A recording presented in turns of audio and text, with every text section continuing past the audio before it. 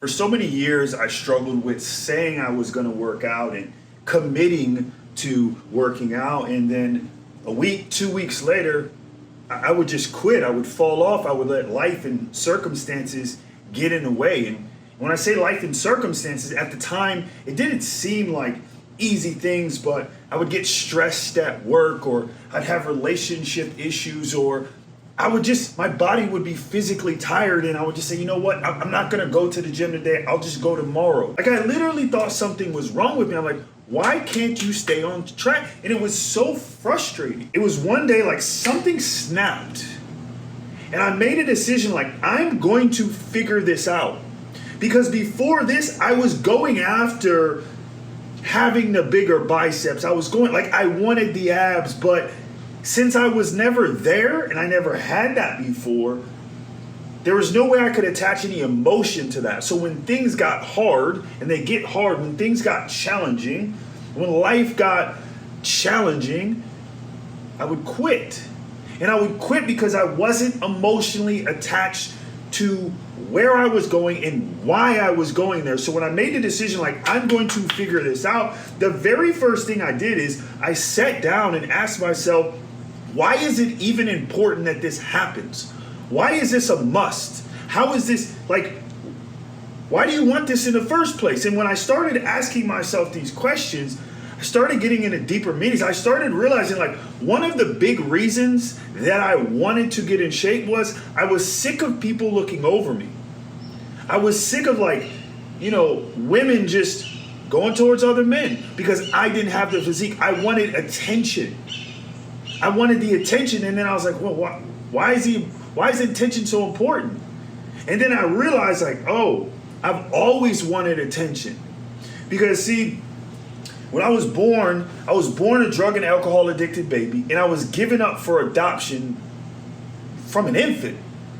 So as I analyzed my life, as I was growing up, I always was seeking attention, right? Sometimes it was in sports, right? Because I realized at a young age, like, oh, if I'm good at this, people are going to show me attention. So I started realizing, like, okay, part of the reason that it was so important and that I wanted to get in shape was I wanted the attention that I knew it would bring. The second big reason was I was sick of failing. I hate failing and I hate losing. Like, I wanted to be able to do hard things because life is hard, right? My job would get hard. My relationship would get hard. And when anything in my life would get hard, I would quit.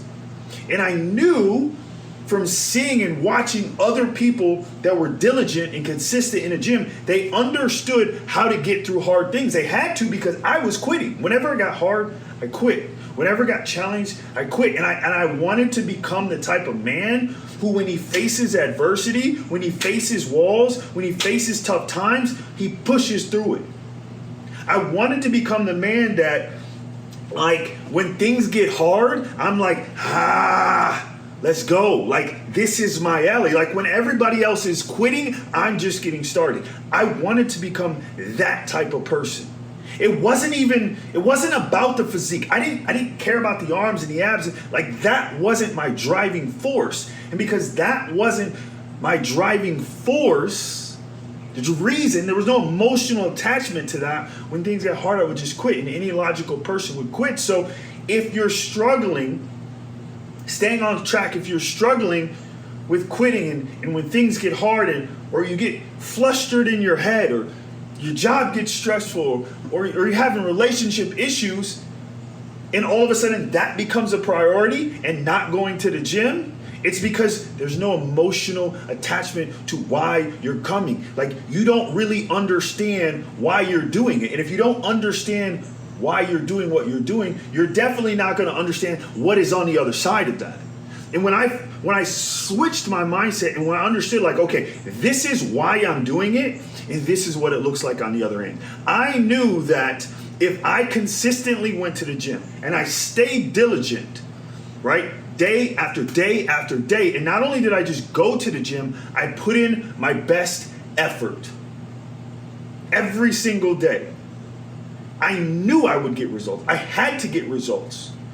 So I no longer cared about the outcome at the end of the week. I no longer cared about the outcome at the end of the month. All I focused on is going to the gym and dominating the best that I possibly could that day, leaving everything on the line.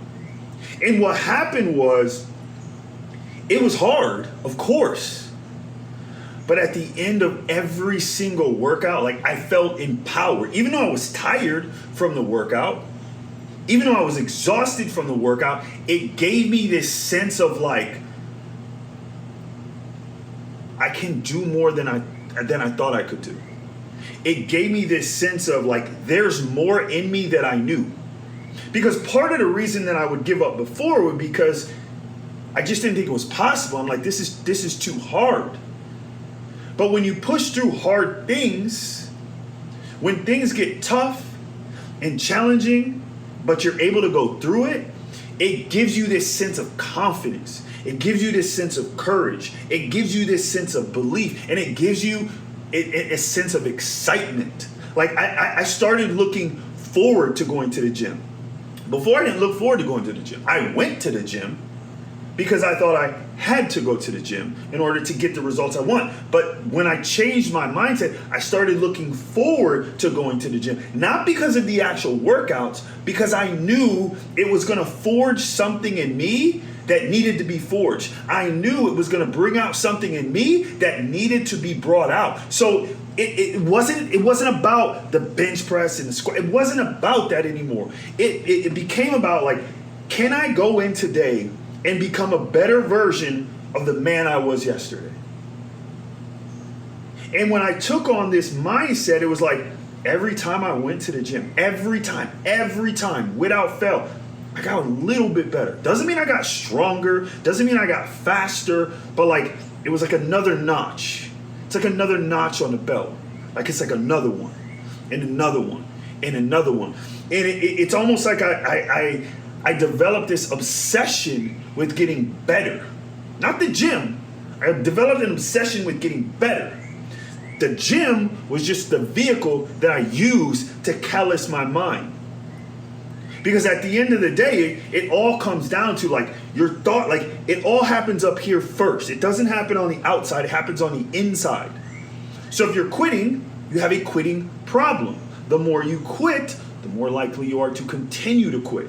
So you have to do a pattern interrupt, and you have to break that. You have to learn to do something different. You have to learn to push through challenging times. And what happens is, the more you do this, you look forward to challenging times. You look forward to hard workouts. You look forward to those moments where every fiber in your body is telling you to quit. Your brain is like going crazy. It's looking for all of these ways out. You're looking for the nearest exit. But you calm all that. You calm all that, and you're like, no. Do another one. Do another one. Do another one. So it's like, even though you had all of these voices, all of this negativity telling you, go home, this is enough, you're doing too much, you silenced all that. You took control of all your thoughts. It's like, no, I'm in control, and this is what we're doing. And when I started like developing this mindset, when I started being able to control my thoughts, like actually control my thoughts, what I realized was that controlled like the exterior. That's what really controlled my body. Whereas before, I was letting my body dictate my thoughts. And my body would say, oh, we're tired. So, my thoughts would be like, okay, well, let's just quit. Let's go home. We've been here long enough. Or I'd wake up in the morning and my body would say, I don't feel like getting up. I'm tired. I want to sleep. And then my thoughts would just agree with my body. And when I flip-flop that around, my body still got up and still to this day gets up and says, I'm tired. It's just my thoughts say, I don't care. We don't care. We're much better than that. I tell you what to do. You don't tell me what to do. Get up and let's go. And then your body's like, yes, sir. Yes, sir. Roger that. Like, it's a simple shift. It's a simple shift To go from someone who quits all the time and gives up and gets frustrated, lets outside situations, relationship issues, stress at work, financial problems, you let all of that get in the way of who you could be. Because you not doing this is stopping you from becoming this over here. The man that God wanted you to be, the man that God intended you to be, and the man you know you should be. And when there's a disconnect there, when you're not operating in your full potential, you're never going to be fulfilled. You'll always have this empty void because you know you're not operating at your full potential. We all deep down know that. Like, I knew back then I wasn't operating at my full potential. And when you're not operating in your full potential, when you're not in alignment with your actual soul, your actual spirit, you're always going to be off. And a lot of times when you're off, you're gonna look for the exit. You're gonna look for ways out. You're gonna avoid those areas because no one wants to feel like they're not worthy. No one wants to feel the shame and the guilt of not doing what they know they could do and should do, but they don't. And then all kind of things creep in, like excuses. I used to be the king of excuses. I would make excuses for why I was doing what I was doing instead of taking full control. But it all can change. Just like I change, you can change. For things to change, you have to change. For things to get better, you have to get better. I'll never forget when I heard that quote from Jim Rohn, and it stuck with me to this day. But you have to ask yourself a couple questions. Why is it important that you change? Why is it important that you actually go to the gym? How does your life change? How does your life get any better? What does your life look like 12 months from now if you stay committed to what you said you were going to stay committed to? When things get tough, when things get challenging, because they're going to, just like they did all the other times, what are you going to do? What kind of man are you going to be in that circumstance? Because it's going to happen. But if you already know the answers to these questions, if you've already thought about these things before they happen, when they happen, because they will, you're prepared. You're prepared for battle. You're prepared for war. Like, if I'm going to take myself into battle, I would rather know what I'm facing. That way I can have the proper equipment. That way I can have the proper weapons. That way I can have the proper protection. Like, if you're going to fight dragons, you're going to slay dragons, I want to be properly prepared. I want the right weapons. I want the right shields. I want the right body armor. I want to physically prepare for what's ahead of me. Like, I'm physically prepared. Like, I'm telling you mentally, it's going to be hard, and you know that already. But you're capable of doing all of that. You're so capable of doing all of that. The problem is you've just let people convince you that you're not. So when you quit before, people coddled you. Oh, it's okay. Like, it's really hard to go to the gym consistently. Like, you deserve days off. You've been working hard. Like, no, you don't. Yes, it's hard, but you were built for that. You are a man. You were built to do hard things. You were built to go into battle and dominate. When are you going to start believing that? When are you going to start believing in your own potential? When are you going to start believing in what you are actually capable? When are you going to start believing God, the creator of everything, the King of Kings, Lord of Lords, set you up for success? And he wants you to succeed. But in order for you to succeed at the level you know you need to succeed and deserve to succeed at, you're going to have to go through some challenges, trials, and tribulations, and you're going to have to fight your way through those. But on the other side of that, I can promise you this with 100% certainty, is the life you've always wanted, the life you've always dreamed, and the life you deserve. Go after it, go get it, and don't let nobody stop you. If you're going to play big. Catch you on next one.